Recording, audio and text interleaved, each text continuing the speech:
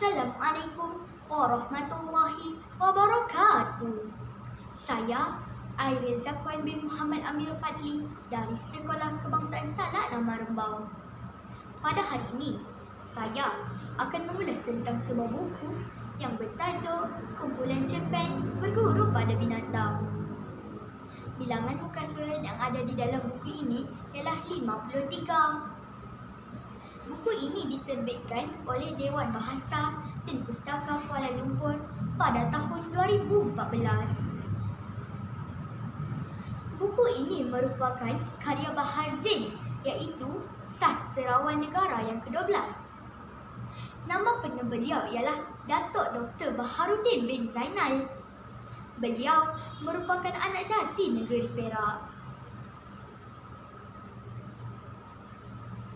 Lulusan sarjana muda sastera dari Universiti Malaya ini telah berkhidmat di Dewan Bahasa dan Pustaka dari tahun 1993 hingga tahun 1984. Bahazin amat meminati bidang bahasa dan kesusasteraan, terutamanya dalam penghasilan puisi dan cerpen. Karya beliau yang amat terkenal ialah Puisi Dalam Lingkaran, Topeng-Topeng dan cerpen Malam yang Melemparkan.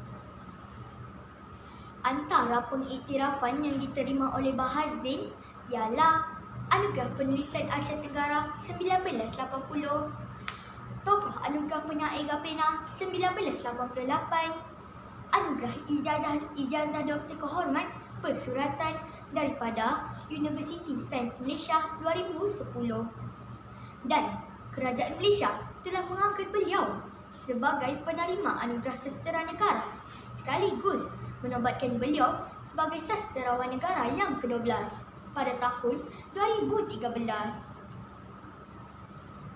Terdapat banyak watak yang membawa pelbagai karakter dalam himpunan cerpen ini.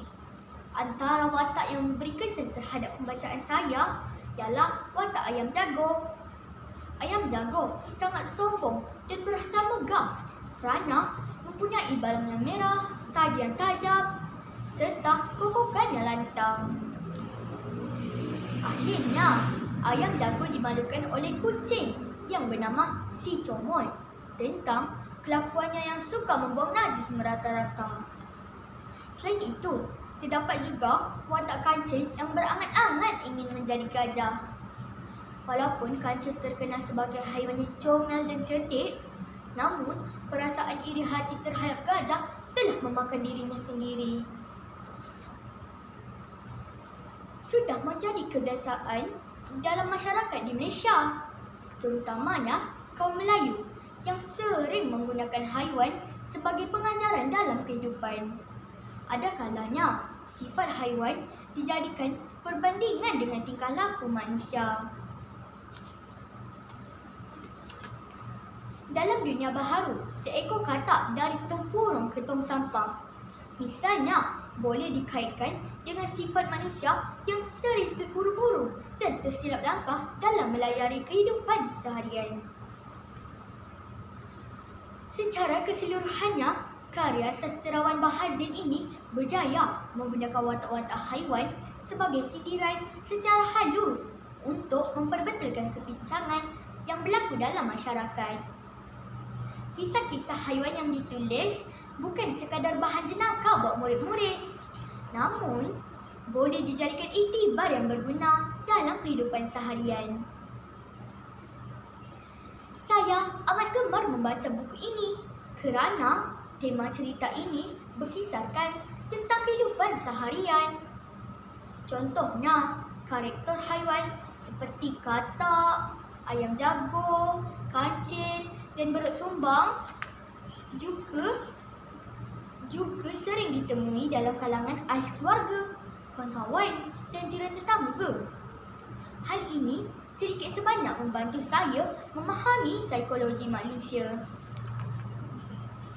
Daras bahasa yang digunakan dalam buku ini amat bersesuaian dengan murid-murid sekolah rendah seperti saya. Saya mudah memahami jalan cerita tanpa perlu menggunakan kamus untuk mencari sinonim perkataan. Ilustrasi atau gambar berwarna yang terdapat dalam buku ini amat menarik perhatian saya. Di samping membantu saya berimajinasi tentang watak.